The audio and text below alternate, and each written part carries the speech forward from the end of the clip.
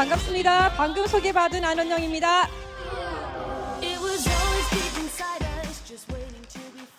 네, 리더님들 하나지 여쭤보고 시작하고 싶어요. 유사나를 처음 만났을 때 혹시 기억나세요? 내가 어떻게 했었던지? 저는 유사나의 처음이 호기심이었습니다. 네, 호기심에서 시작된 저의 유사나 이야기 시작해 보도록 하겠습니다. 하나 더 여쭤볼게요. 혹시 이상형 있으세요? 이상형? 네. 아직 있으세요? 그 이상형이 있으신 분도 계시고 이상이 있었던 분도 계시고 뭐 이러잖아요. 저는 이상형이 있었어요. 다 보잖아요. 저희가 이제 키도 보고 뭐 얼굴도 보고 성격도 보고 뭐 좀 재력도 좀 보고. 예. 근데 제가 좀 집중적으로 봤던 게 있었던 것 같아요. 나는 무식한 남자는 싫다. 똑똑한 남자. 예. 제 나름대로 제 기준에 조금 똑똑한 남자를 찾으려고 이렇게 노력을 했었던 것 같습니다. 똑똑한 남자를 만나서 결혼을 했어요. 결혼을 하고 한 달 반 만에 이 남자하고 같이 독일로 유학을 가게 돼요. 그때가 2021년 그 쌍둥이 빌딩이 무너지던 해였거든요. 예. 막 뉴스에서는 난리가 나는데 저는 짐을 싸야 되고 뭐 이런 상황. 그렇게 독일을 가서 열심히 살죠, 그죠? 다 각자의 삶을 또 저희가 이뤄서 가야 되니까 열심히 살고, 저는 두 딸아이를 출산을 하고 또 거기서 육아도 하고, 그렇게 즐거웠던 일도 있고 뭐 힘들었던 일도 있고 눈물 없이 들을 수 없는 또 그런 스토리도 있습니다. 남편이 이제 독일에서 학위를 마치고 이제 저에게 그러더라고요. 우리 미국 갈까? 미국? 좋지. 미국 가보자. 아무 생각 없었어요. 근데 미국 가자니까 근데 좋다고 따라 나선 거죠. 조그만 이제 젖먹이 아기와 이제 조금 이제 아장아장 걷는 딸아이하고 이제 둘을 데리고 이제 미국으로 가는데, 그러지 않으셨어요, 이더니? 이렇게 제가 사는 곳이 뭐 한국이다 미국이다가 아니고, 결혼을 하고 아이를 낳고 하다 보면 조금 생각이 바뀌잖아요. 둘이 살았을 때는 뭐 돈이 별로 없어도 돈이 그렇게 막 중요하다는 생각을 안 했었거든요. 근데 애가 태어나서 생각보다 돈이 많이 들어가더라고요. 특별하게 뭘 해주고 싶어서가 아니었어요. 생각보다 돈이 많이 들어가니까 제가 미국에서의 삶은 좀 그랬던 것 같아요. 돈이랑 경제에 대해서 조금 눈을 뜨는 시기? 그러다 보니까 도대체 옆에 있는 사람들은 뭘 하고 살지? 돈을 어떻게 벌지? 다들 투잡을 하는 것 같은데 어떻게 저렇게 여유롭게 살 수가 있지? 그렇게 이게 제가 유심히 옆에 있는 분들을 보게 됩니다. 그러던 와중에 제 눈에 딱 들어왔던 게 네트워크 마케팅이었어요. 정말 평범한 사람들이, 정말 저희 옆집에 있는 할머니는 80이 넘으셨거든요, 그때.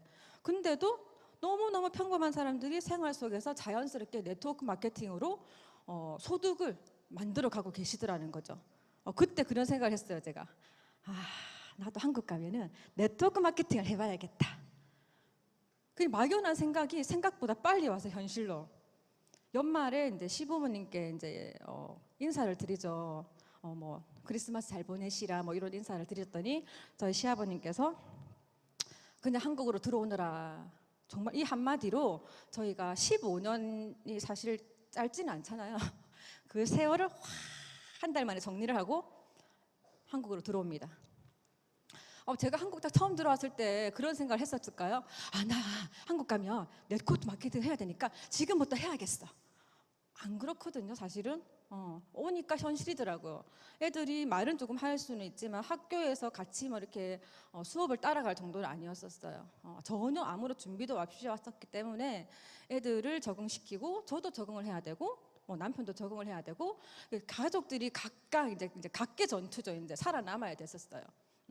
그렇게 살면서도 뭐 행복했습니다. 한국도 살만하네 이런 생각도 들었고, 근데 그렇게 하면서도 제 마음 안에서는 네트워크 마케팅이라는 게 있었겠죠. 어떻게 한번 해보고 싶다 이런 거. 근데 제 바로 이제 친동생이 네트워크 마케팅 경험을 하면서 사실은 그런 느낌을 많이 받았어요. 내가 별로 필요도 없는 소비를 해야 되는 거네 이거. 뭐 달마다 자꾸 전화를 하고, 물론 동생이니까 그죠, 언니가 사줄 수 있어요. 근데 이 일이 어쩌면 내 본의와 다르게 다른 사람들에게, 내가 정말 사랑하는 사람들에게 부담을 줄 수도 있었구나, 이렇게. 그러면서 내가 만났던 네트워크 마케팅은 이게 아닌데 아직까지 한국은 그럼 시기상조인가? 그런 생각을 하게 돼 있었습니다. 그러면서 이제 저의 그 마음은 이제 저기 조금 한켠으로 조금 이렇게 놔두는 그런 시간을 가졌었고, 시간이 이렇게 흐르고 하니까 이제 좀 살만해지더라고요. 한 3년 정도 지나니까 갑자기 온몸이 아프기 시작했어요. 한국에 온 지. 원래도 이렇게 막 몸이 건강한 스타일은 아니었거든요, 제가. 근데 정말 일어서서 걸어 다닐 수 없을 정도로 몸이 너무너무 안 좋아서서 병원에 갔더니 수술을 하라고. 예.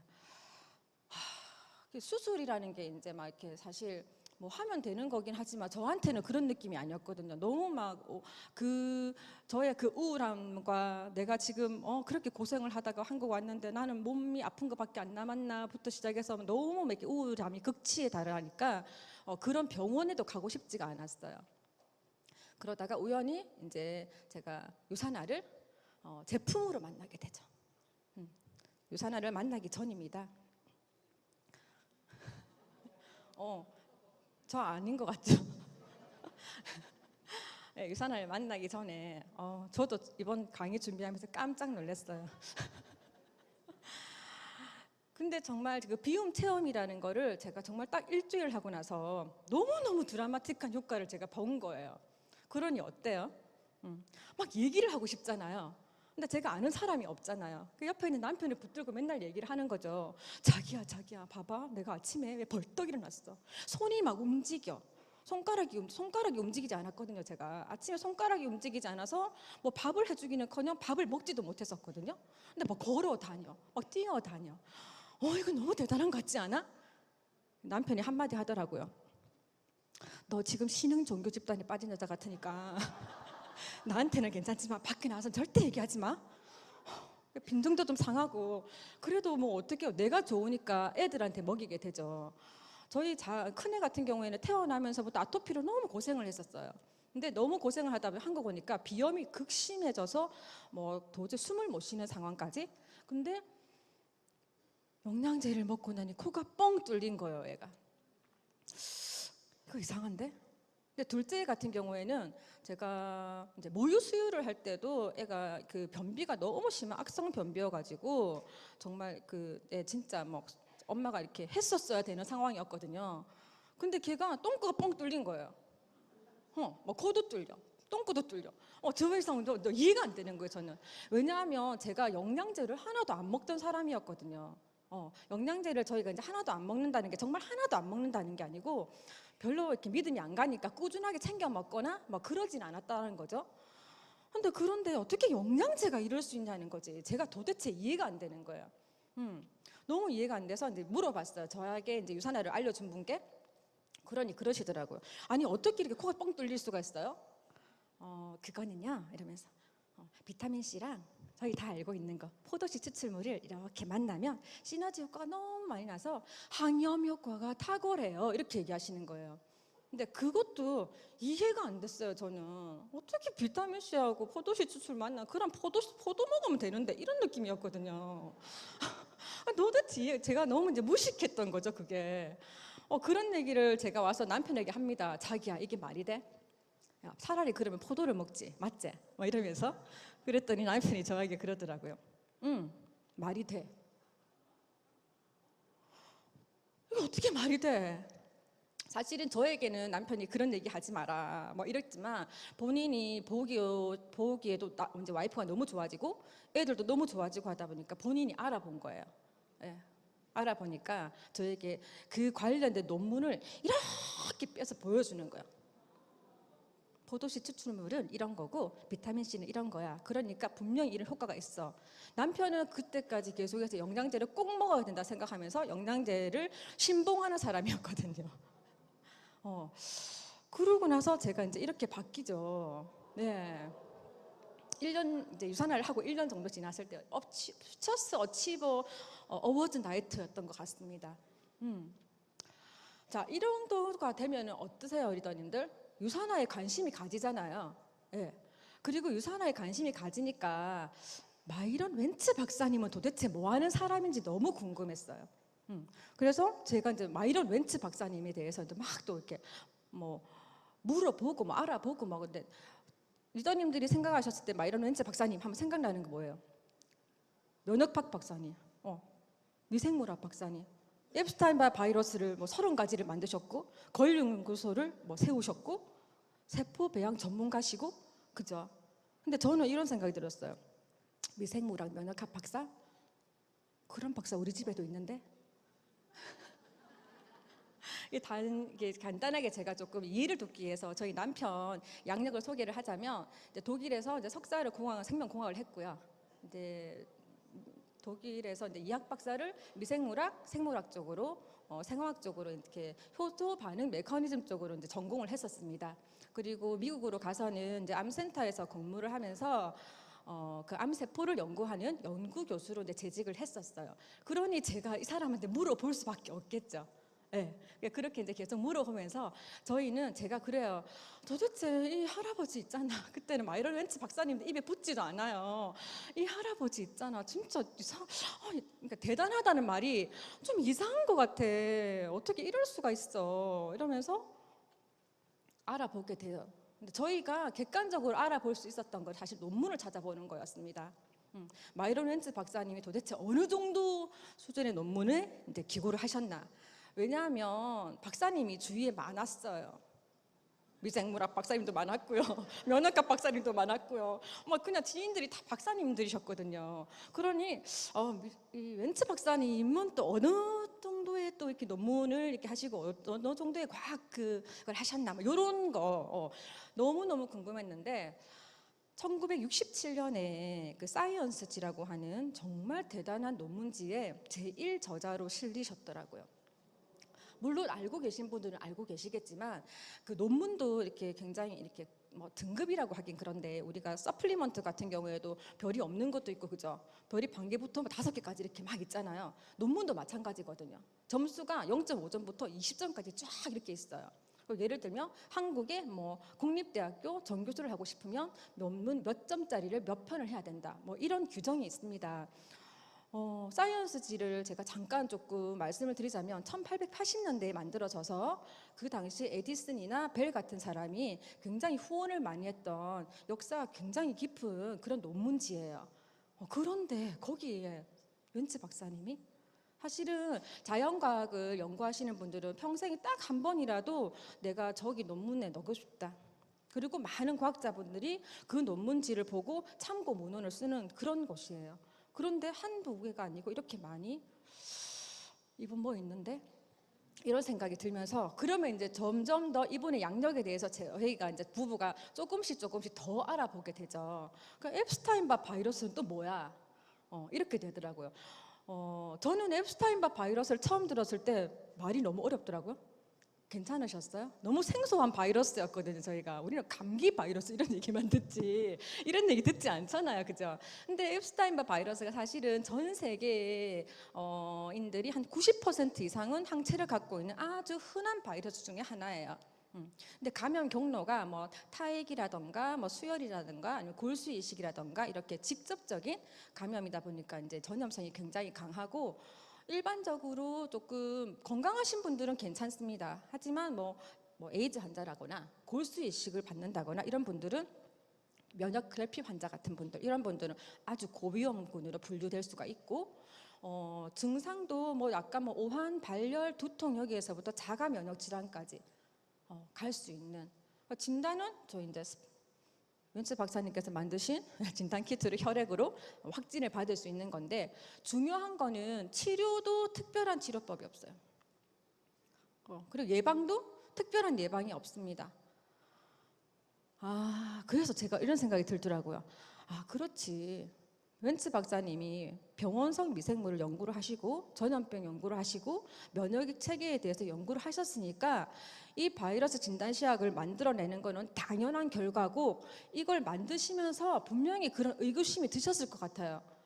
면역이면 다 해결되는 일인데 면역만 올리면 사람들이 이렇게 고통받지 않아도 되는데 이런 생각을 하셨을 것 같더라고요. 그래서 혹시 이건 제 생각이지만 유산화를 만드는 계기에 이런 것도 들어있지 않았을까, 그런 생각이 들었습니다. 자, 앱스타인 바이러스, 그래, 이런 것도 있었어. 맞아, 좋아. 근데 저희 부부를 이렇게 뒤통수를 한 번 더 치는, 오바마 대통령이 저를 친 게 아니고요. 백악관, 예, 미국. 그 미국이란 나라는 그렇잖아요. 이게 우리나라도 자본주의이긴 하지만 미국이란 나라는 훨씬 더 우리나라보다 돈에 의해서 착착착착 움직이는 나라입니다. 근데 미국에 있는 그것도 백악관 과학기술국, 거기는 전 세계에 있는 돈이 다 모이는 곳이에요. 그리고 전 세계에 있는 정말 내노라 하는 과학자분들이 다 모이는 곳이에요. 근데 거기서 유산화와 협업을 해서 공동 연구를 했다는 거예요. 그래서 이걸 보고 처음에 정말? 진짜 그랬어요. 정말? 이거는 웬츠 박사님 혼자 그 개인의 역량으로는 할 수 없는 일이라는 생각이 들었거든요. 그럼 어떤 분들이랑 같이 할 수 있을까? R&D 연구진들을 또 이제 궁금해하더라고요. 이분들은 도대체 어떤 분들일까? 네. 대표적으로 저희가 이제 멋진 저희 연구진 분들이 많으신데 개인적으로 들어가서 다 이제 논문을 또 확인하는 작업을 거쳤어요. 강의를 준비하면서 남편 도움을 제가 꽤 많이 받았는데 자기야 이런 게 있으니까 자료를 한번 찾아봐봐 이러면 저녁마다 A4 용지를 이렇게 저한테 들고 오는 거예요. 그래서 제가 이거는 학술 포럼이 아니야, 그게 아니고 이러면 그 다음날 또 이만큼씩 또 들고 오는 거예요.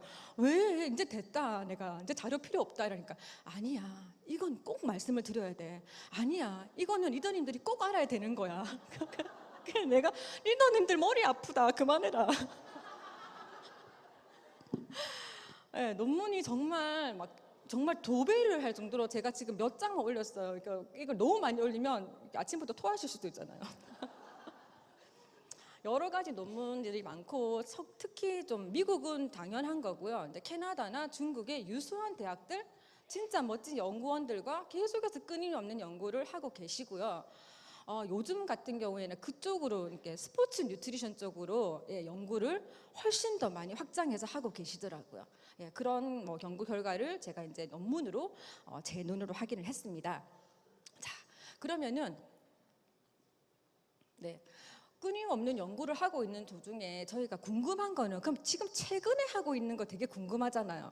그죠, 리더님들, 그죠? 궁금하시죠? 쟤만 궁금한 거 아니죠? 그죠? 최근에 하고 있는 걸 보니까 다이어트 어때요, 리더님들?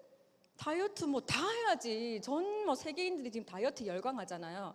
다이어트에 대해서 당연히 지금 28일 프로그램 나온 지가 얼마나 됐습니까? 다이어트 프로그램 나온 지가 얼마나 됐어요. 하지만 그래도 계속해서 다이어트에 대해서 굉장한 연구를 하고 계시고 항상 저희 이제 뭐 박청자 스폰서님 영양 강의를 들으면 항상성 조절에 대해서 항상 얘기를 많이 들으시잖아요.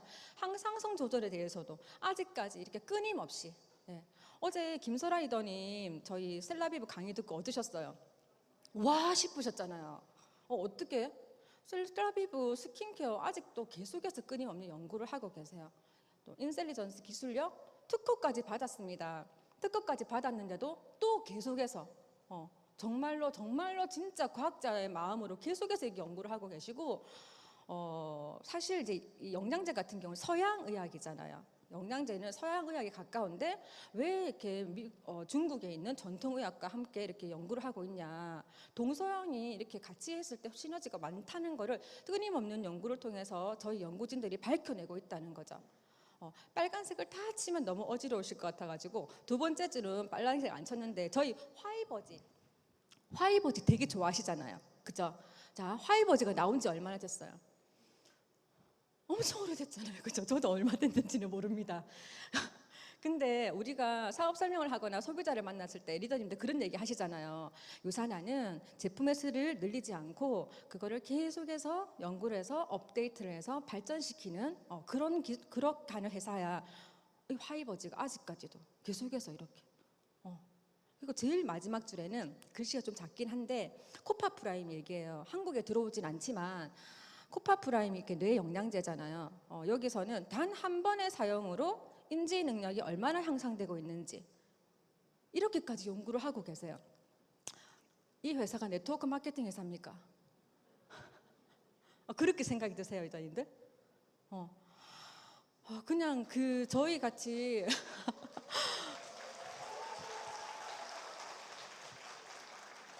정말 남편이랑 저 같은 경우에는 사실은 이제 뭐 여러 가지 다른 이유 때문에 살짝 부정적인 마음이 있었습니다. 네트워크 마케팅에 대해서. 근데 이거는 네트워크 마케팅이 아니다. 정말 뒤통수를 빡 이렇게 맞는 이런 자료들을 보면서 야, 다시 한번 정말 일을 하려면 이런 회사랑 일을 해야지. 그죠?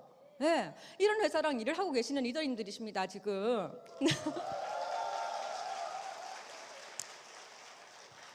네, 그리고 끊임없는 연구가 있으려 그러면 리서치 투자가 분명히 있어야 돼요.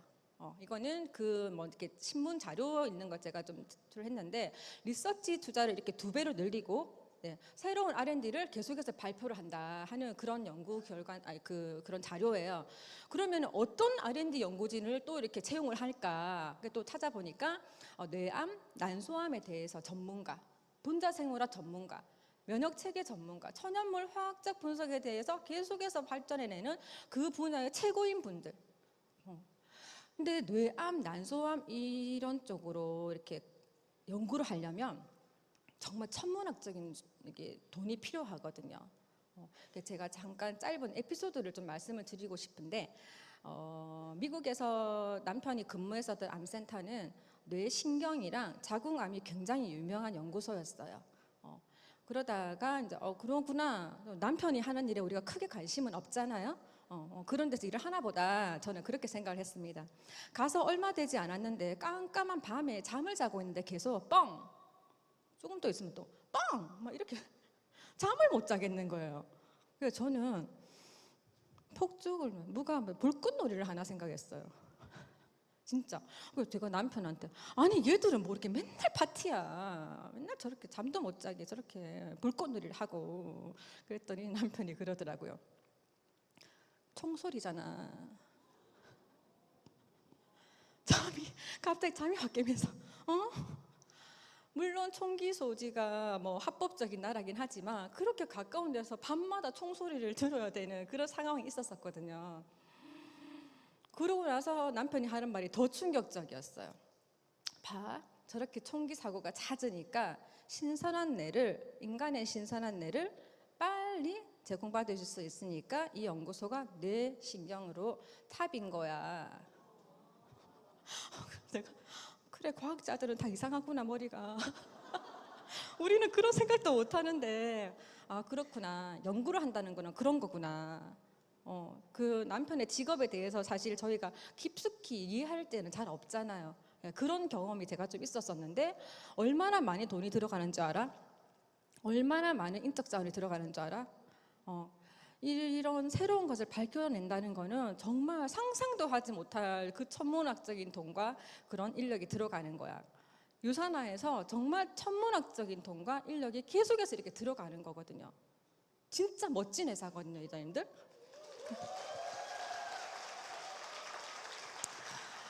저희 한국에도 뭐 메이저급 제약회사들 많습니다. 요즘은 뭐 삼성이나 뭐 이렇게 LG나 큰 대기업에서도 제약적으로 확대를 하고 있어요. 근데 그들이 그러면 이렇게까지 많은 돈과 인력 자원을 R&D에다가 투자를 할까요? 절대 안 그래요. 그분들은 어느 쪽으로 하냐면 특허가 끝난 제품을 가지고 와서 화학적으로 분석을 해서 똑같이 만들어내는 복제약을 만듭니다. 저희가 쉽게 알 수 있는 뭐 타이레놀, 펜잘, 개보린 다 똑같은 거예요. 그죠? 이름만 바꾸고 똑같잖아요. 그죠? 그리고 요즘 뭐 나오고 있는 뭐 애들 알러지 약 같은 경우도 특허가 거의 끝난 제품이 많고요. 특히 류마티스 쪽으로 특허가 끝난 제품들이 굉장히 많아요. 그런 걸 다 사들고 와가지고 똑같이 만들어내는 복제약.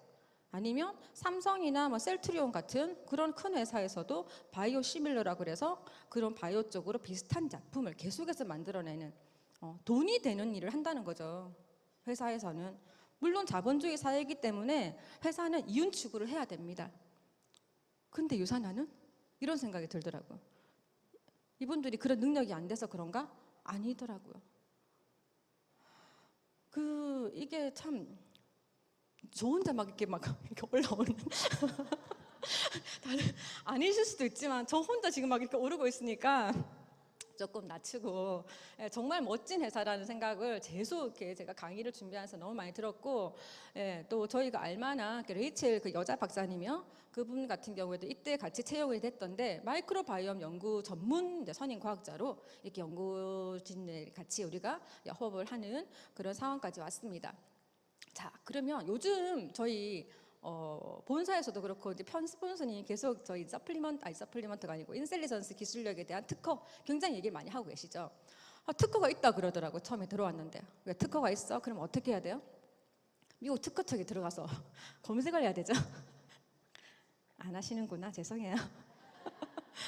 한국어로 다 되어 있어가지고 이렇게 검색을 하면 특허가 다 나와요. 그 정말 오픈돼서 편람을 다 할 수 있기 때문에 정말 궁금하시면 다 들어가셔서 보실 수 있습니다. 특별하게 이렇게 특허가 끝난 것도 있어요 지금. 근데 지금 계속해서 특허가 진행 중인 게 인텔리전스 기술력, 그죠? 인간의 수명에 관한 조형물. 그리고 두 번째 같은 경우에는 이제 자가 보존 포뮬러, 그죠? 특별한 방부제가 없어도 식물 본연의 힘으로 보존제가 필요 없는 그런 걸 계속 만든다는 거고, 세 번째, 네 번째 같은 경우에는 올리브 오일 추출물에서 저희가 그 올리브 오일 그 특허가 있었다는 건 다 알고 계시는데, 제가 네 번째에 좀 놀랐던 게 올리브 오일을 추출하고 남은 폐수에서 항상 그 항산화제를 이렇게 추출하는 이런 특허도 갖고 있더라고요. 야, 진짜 이거는 일반 회사가 아니다. 이거는 정말 이거는 웬만한 기업도 이렇게 할 수 없다. 이런 생각이 굉장히 많으시는 그런 자료였습니다. 자, 마지막으로 이제 리더님들하고 이제 얘기하고 싶은 거는 산호비브 의학연구소예요. 산호비브 의학연구소 이러면 생각나는 거, 멕시코 정부에서 정식 허가를 받은 총체의학연구소다. 그리고 뭐 9시 뉴스에 나왔다. 그리고 뭐 이건희 전 회장님이 갔다 오셨다더라. 이런 거. 뭐 암 환자들이 90% 이상이 비수술로 완치가 가능하다더라. 이런 거 그저 알고 계시죠? 저도 그런 걸 전에 들었거든요. 아, 그런가 보다 하고 하는 그 카더라가 좀 잘 안 되는 스타일이었던 것 같아요, 제가. 그래서 어떻게 해요? 찾아보죠. 산호비브를 찾아올 수는 없었어요. 산호비브 찾아보려면 멕시코까지 가야 되니까. 그러면은 진짜 있는지 없는지가 궁금했거든요. 저는 정말 산호비브 의학연구소가 정말 있는지 없는지. 그러면 저희가 어떻게 하면 되냐면 구글에 들어가요. 산호비브하고 한글로 쳐도 됩니다. 그러고 나서는 지도를 눌러요. 지도를 누르면 위성사진에 산호비브가 보여요, 일단님들. 진짜 멕시코만에 바다 옆에 있어요, 저렇게. 저걸 확인하고 나니까 어떤 마음이 들었냐면 이거 진짜 같은데? 그러면 홈페이지 들어가서 또 봐야지, 이런 생각이 들잖아요. 홈페이지 딱 들어가니까 이거는 휴양지에나 볼 수 있는 진짜 멋진 리조트가 떡하니 있더라고요. 건물도 몸에 해한 거는 전혀 없이 모해한 걸로 지었다고 해요. 그러면 누가 만들었지? 또 보죠, 그죠? 마이런 웬츠 박사님께서 창립자 이렇게 이거는 한글로 다 변환이 되기 때문에 얼마든지 들어가셔서 보실 수 있어요. 그리고 총체의학연구소다 보니까 어떻습니까? 부서가 굉장히 다양한 게 있더라고요. 근데 그 중에 제 눈길을 끄는 게 치과였어요, 치과. 산호비브에 치과가 있어? 혹시 상상이나 해보셨어요? 치과가 있으실 거라고? 궁금하시면 들어가서 보시면 아주 자세하게 나와 있어요. 어떤 치료를 하는지. 그런 것까지 보시면 너무 좋을 것 같고, 자, 프로그램도 너무 다양하죠. 우리가 잘 알고 있는 뭐 해독이라던가 뭐 스템셀이라던가 아니면은 뭐 디톡스, 그죠? 그리고 암 치료, 면역 치료 다 있는데 요 사이에 새로 생긴 게 있었어요. 장기 코로나 프로그램. 오, 진짜 이거는 트렌드를 갖다가 같이 이끌고 가는 회사구나. 어깨의 표준을 정말 새로 선다는 게 이런 거구나. 이런 생각이 굉장히 많이 들고, 자, 이렇게 뭐 병원이 있거나 뭐 이런 연구소가 있거나 그러면 홈페이지에서 어떻게 해요? 본인들 PR을 먼저 하잖아요. 우리한테 오면은 이렇고 저렇고 코로나 걸리면 우리가 이렇게 하고 이런데, 여기서 조금 제가 그냥 아주 긴 거 중에서 발췌했던 게 뭐냐면, 이제 빨간색으로 된 거 같이 한번 읽어보면 좋을 것 같아요. 네. 하나, 둘, 셋. 만성 질환에 대한 명확한 치료법은 개발되지 않았지만 잠재적으로 치료 가능한 근본적인 원인을 많이 확인했습니다. 그죠? 더 신뢰가 가지 않으세요? 완벽하게 자기들이 한 건 아니지만 지금 굉장히 많은 걸 확인을 했고, 또 한 가지가 어때요? 하나, 둘, 셋. 잠재적인 치료법을 연구하고, 그죠? 축적됨 따라서 프로그램이 조금 바뀔 수도 있다. 이렇게 홈페이지에 딱 명시가 되어 있어요. PR을 하고 막 그렇게 광고를 하고 그렇게 하는 것도 중요하지만 지금 내 상황이 어떻다, 우리 회사가 이 정도다, 우리 연구소에 오면 이렇다 하는 거를 정확하게 이렇게 명시해 놓은 게 저는 훨씬 더 신뢰가 간다고 생각이 듭니다. 지금 아침에 토요일 아침 첫 시간이잖아요. 사실은 좀 딱딱할까 싶어서 걱정을 많이 했거든요, 제가. 어떠세요? 일단 이제 강의 조금 오늘 들으시니까 어떠세요? 네, 감사합니다. 그 강의를 들으시면서 와, 이야, 찐이다, 정말이다, 이야, 이런 생각 드셨죠? 그죠? 당연히 저도 그런 생각이 들었어요. 그런 생각이 들었는데 또 조금 더 생각을 해보니 어떤 생각이 들었냐면 도대체 31년 동안 어떻게 이렇게 계속 지속적인 성장을 하고 끊임없이 연구를 하고 이런 결과를 내고 업계의 표준을 다시 쓰고 어떻게 이럴 수 있었을까? 어떻게 이럴 수 있을 것 같아요? 저는 그냥 한 가지인 것 같더라고요. 네. 그냥 유산화의 비전, 마이럴 웬츠 박사님의 초심, 고통 없이 세상 모든 사람들을 행복하게 세상에서 가장 건강을 만들고 싶다는 그 비전이 계속해서 이 유산화를 지탱해 오는 원동력이 아니었을까, 그런 생각이 굉장히 많이 들면서 웬츠 박사님이 사실은 1940년생이세요. 알고 계시죠? 아시는 분들은. 그러면 지금 올해 83세시거든요. 미국의 노스다코타라고 해서 사실은 미국에서도 굉장히 척박한 동네예요. 거기가 아주 춥고 뭐 별 게 없어요. 그런 데서 정말 그 꿈 많은 소년이 이렇게 만들어내신 거잖아요. 그러면 지금 83세시면 31년 전에 유산화를 만드셨는데 그럼 52세 때 유산화를 만드신 거예요. 지금 52세 안 되신 분들 많으시죠? 그죠? 본인의 커리어를 쭉 이어오시면서 그렇게 다른 분야에 다시 재도전하는, 다시 뭔가 새로 시작하는 52세란 나이가 저는 너무너무 깜짝 놀랐고요. 저의 초심도 다시 한 번 더 돌아보는 시간이 되더라고요. 그래서 리더님들에게 한번 생각해 보라는 말씀을 드리고 싶어요. 유산화를 처음 만났을 때 리더님들의 첫 마음, 그 초심이 어땠는지, 그걸 내가 지금 어떻게 잘 지켜가고 있는지, 아니면 조금 희미해지신 분도 있으실 테고, 그죠? 2023년 11월입니다. 어떠세요? 뭔가를 새롭게 시작하기에는 조금 늦었다는 생각이 드시나요? 자, 아니면 이렇게 생각해 보시면 어떨까 싶어요. 2024년을 준비하기에는 정말 충분한 시간 아니겠습니까?